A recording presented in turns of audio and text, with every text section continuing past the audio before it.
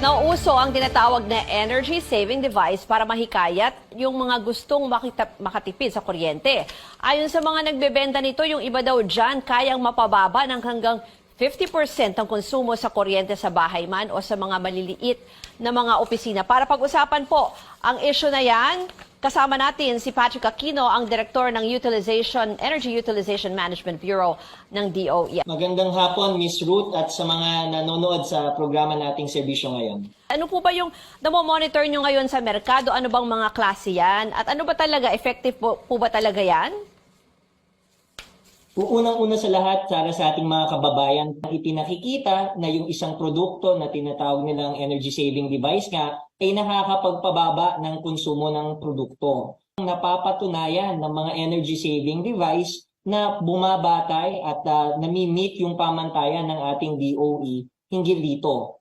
Yung atin po kaya nagkalat po yung ating produkto sa merkado, lilinawin natin na yung pagdating po dun sa energy saving device po, meron tayong kinarampatang Philippine National Standard para po yung sa safety. Ligtas siyang gamitin.